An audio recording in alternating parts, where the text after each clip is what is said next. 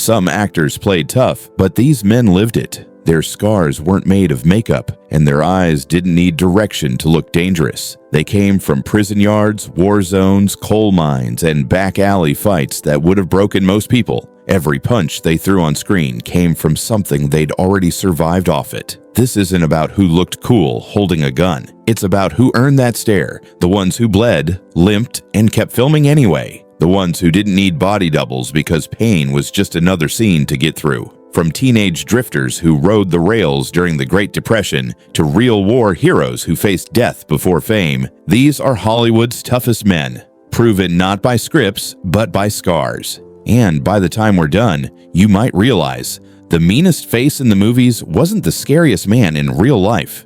Before Hollywood ever knew his name, Robert Mitchum was already living the kind of story most actors could only pretend to understand. At 16, he wasn't memorizing lines. He was hopping freight trains, digging ditches, and sleeping wherever the night led him. One wrong stop in Georgia landed him on a chain gang, breaking rocks under the sun for nothing but survival. That kind of life doesn't build an ego, it builds armor. Every slow blink, every lazy stare he gave on screen came from a man who'd already seen too much. His rough edges weren't designed, they were earned in silence, hunger, and hard miles. In 1948, when police raided his home and busted him for marijuana, the studios thought it would ruin him. Mitchum just shrugged, served 60 days, walked out of jail, and went right back to work. The headlines only made him tougher. "I have two styles," he once said, "with and without a horse." Translation: he didn't fake it. He was it. Directors said you didn't direct Robert Mitchum. You just kept the camera rolling and hoped he didn't hit someone. He moved with the quiet confidence of a man who didn't need to prove anything. Because when you've already fought to stay alive, pretending to be tough is just another day at the office. And if Mitchum was the storm quietly building, the next man was the thunder that followed. A fighter forged in coal dust and fire. Charles Bronson didn't just play the silent killer. He was the blueprint. Born into a family of 15 children in the coal mining towns of Pennsylvania, Bronson's first job was hundreds of feet underground, shoveling black dust before he was even old enough to drive. The mines taught him the kind of strength that isn't loud, the kind that knows every breath costs effort. When World War II began, he traded coal dust for gunpowder, serving as a B-29 tail gunner flying bombing runs over Japan. Imagine it, freezing air, deafening engines, enemy fire ripping through the sky, and a 20-year-old Bronson staring down the barrel of death every single mission. He was wounded in combat, awarded the Purple Heart, and came home with a calm that only men who've seen chaos can wear.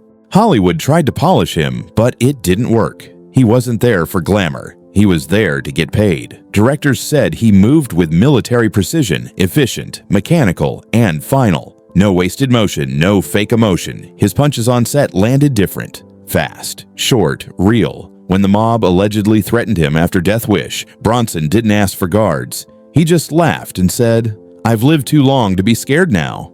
He didn't act tough.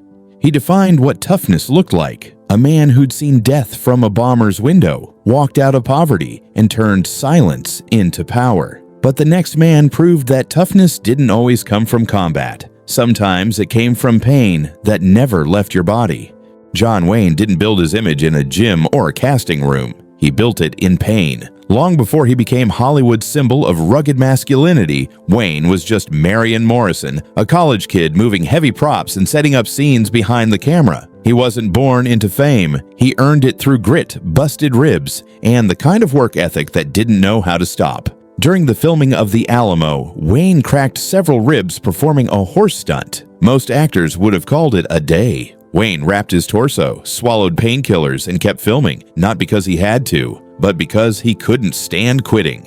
His body became a battlefield, and he treated every injury like background noise. Then came the diagnosis, 1964, lung cancer, one lung and several ribs removed. He could have retired. Instead, months later, he was back on set performing his own stunts again, breathing through half a lung, refusing to use a double. "Either I do it myself," he told the director, "or you find someone else." Even the shadow of death couldn't slow him down.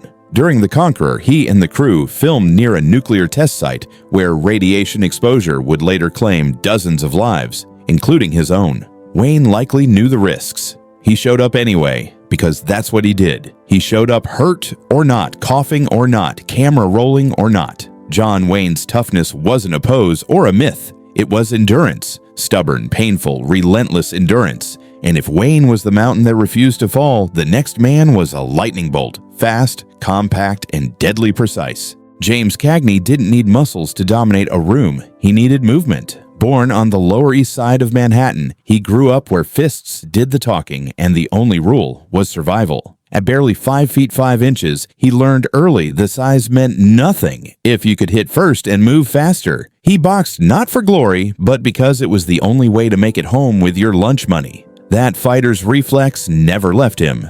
But what made Cagney different was what he combined it with: rhythm. He trained as a dancer, mastering precision, timing, and balance. The result was lethal, a man who could strike like a brawler but flow like a performer. Every punch he threw on screen landed with the speed of someone who'd done it for real. Directors said he moved like a coiled spring, sharp, efficient, and explosive.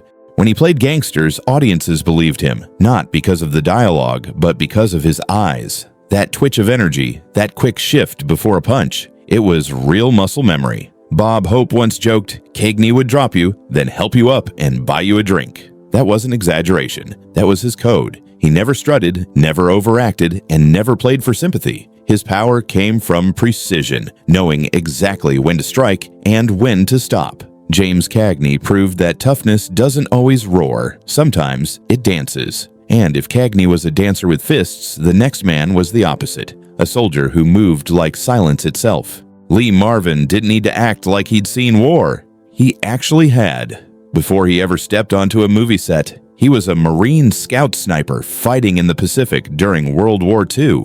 At the Battle of Saipan, he was hit by machine gun fire that tore through his back and severed his sciatic nerve.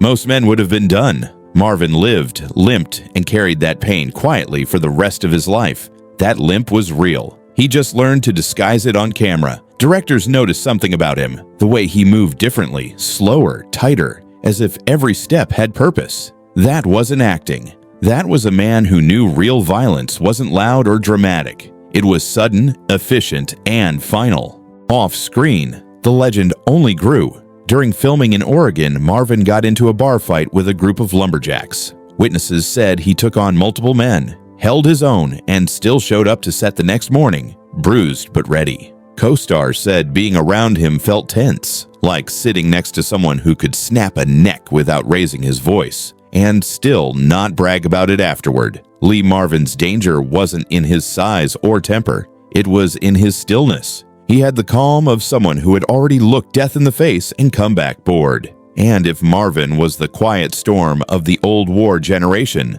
the next man was its rebel, reckless, fearless, and impossible to control. Steve McQueen was Hollywood's king of cool, but behind that calm swagger was a man who had already lived a dozen lives before fame found him. Abandoned by both parents, raised in reform schools, and constantly on the run, McQueen learned early that survival wasn't a mindset, it was muscle memory. When he finally joined the Marines, that same defiance that got him in trouble as a kid nearly got him court-martialed. He was demoted 7 times and even thrown in the brig, but when it mattered, he was the one saving lives. During an Arctic training mission, a tank sank into freezing waters. McQueen dove in and rescued 5 men without hesitation. That was Steve, rebellious, reckless, but reliable when it counted. Hollywood tried to control him. Nobody could. He performed almost all his own stunts, raced cars under fake names, and ignored insurance warnings. When he learned Charles Manson's followers had put him on their kill list, he didn't hire bodyguards. He just started carrying a loaded .44 Magnum everywhere he went. McQueen wasn't pretending to be fearless. He was fearless. Then there was Kirk Douglas, the man who defined determination. Born to impoverished immigrant parents, Douglas fought his way into college through wrestling. When war broke out, he joined the Navy and served on submarine chasers, facing torpedoes and explosions with the same grit that later defined his acting. Decades later, he survived a helicopter crash that killed 2 others, and then, in his 70s, a stroke that took his speech. He spent years fighting to speak again and eventually walked onto the Oscar stage. Words shaky but heart unbroken, Steve McQueen burned hot. Kirk Douglas burned steady. One was chaos, the other was control. Together, they proved that toughness isn't about never falling, it's about always getting back up. And the next man took that same principle, but added something Hollywood rarely understood: heart. Anthony Quinn didn't just portray strength, he lived it long before cameras ever rolled. Born in the middle of the Mexican Revolution, he grew up surrounded by chaos and uncertainty. When his family fled to East Los Angeles, life didn't get easier. Poverty forced him into hard labor before most kids his age could even spell it. Carrying meat for butchers, lifting lumber at construction sites, and working long hours just to help his family survive. When there was nothing left to earn, Quinn stepped into the boxing ring. And those weren't movie punches. They were real, fast, and brutal. The broken nose that later became part of his rugged charm came from those early fights. By the time he entered Hollywood, his toughness wasn't an act. It was instinct. On the set of Zorba the Greek, he carried logs that normally took 2 men to lift. During the Guns of Navarone, he scaled real cliffs at 46 years old, ignoring studio warnings about safety and fatigue. But beyond muscle, Quinn had range. He could explode with rage 1 second and cry with sincerity the next. He wasn't afraid to show emotion. To him, vulnerability wasn't weakness, it was depth. Charlton Heston, on the other hand, embodied discipline. Before becoming Hollywood royalty, Heston served as an aerial gunner and radio operator in the Army Air Forces during World War II. That military mindset shaped the way he worked for the rest of his life. On set, he refused shortcuts or lighter props. During the 10 Commandments, he insisted on lifting actual stone tablets for every take, grinding through the weight until his body gave out. When he tore shoulder ligaments filming The Greatest Story Ever Told, he wrapped the injury and kept shooting the same day. Heston believed in endurance, in pushing past limits without complaint. Quinn believed in intensity, in giving every ounce of emotion until a scene bled truth. One was raw fire, the other pure discipline. Yet both men carried the same code. Real strength isn't loud or theatrical. It's consistent, steady, and unbreakable. And while they brought heart and heroism to the screen, the next man brought something even rarer. A kind of bravery that wasn't scripted, but earned on the battlefield. Audie Murphy didn't look like a war hero, and that's exactly what made him so terrifying. Barely 5 feet 5 inches and weighing just over 110 pounds when he enlisted, he seemed too young, too small, too ordinary. But inside that boyish frame was a fighter carved out of pure grit. By the time he turned 21, he'd become the most decorated American soldier in history, 33 medals, including the Medal of Honor. At 19, during one of the most brutal moments of World War II, Murphy single-handedly held off an entire company of German soldiers for over an hour. He climbed onto a burning tank destroyer, fired its .50 caliber machine gun until he ran out of ammo, and then led a counterattack that pushed the enemy back. When it was over, more than 240 enemy soldiers were dead, most of them by his hand. Hollywood came calling soon after, but when producers tried to turn his story into a movie, they actually toned it down. The truth, they said, was too unbelievable. He ended up playing himself into hell and back, yet even then, he couldn't capture how much he'd actually lived through. Behind his calm, polite voice was a man who woke up screaming from memories he couldn't escape. He slept with a loaded pistol under his pillow and suffered violent flashbacks for years, long before the term PTSD even existed. People who knew him said his toughness wasn't in his medals, but in his restraint. The same man who once charged machine gun nests refused to brag about it. He just worked, acted, and endured. When asked what scared him most, he quietly said, "The memories." Audie Murphy didn't need to pretend to be brave. He defined what bravery looked like. And though the war ended, the battle inside him never did. But decades later, another man would carry that same quiet ferocity. Not from war, but from prison. A man whose toughness didn't just survive, it transformed. Danny Trejo isn't a Hollywood tough guy. He's a survivor who accidentally became one. Before the tattoos, before the movie sets, Trejo spent more than a decade in and out of some of California's toughest prisons, including San Quentin and Folsom. Armed robbery, drug addiction, gang violence. He lived through every cliché Hollywood tried to imitate, but inside those walls, Trejo didn't break. He fought, literally. Behind bars, he became San Quentin's lightweight and welterweight boxing champion, earning respect from men who didn't give it easily. Those scars across his face? Not makeup, souvenirs from knife fights that could have ended him. But what truly separates Trejo from everyone else on this list isn't what he did then. It's what he did after. When he got clean in the 1960s, he never looked back. No relapses, no excuses. He's been sober for more than 50 years. He started working as a drug counselor, trying to pull others out of the same hell he once lived in. And one day, by sheer accident, that mission led him onto a movie set. Not as an actor, but as a man helping someone fight addiction. A casting director took one look at him and said, "We need you in this scene." The rest was history.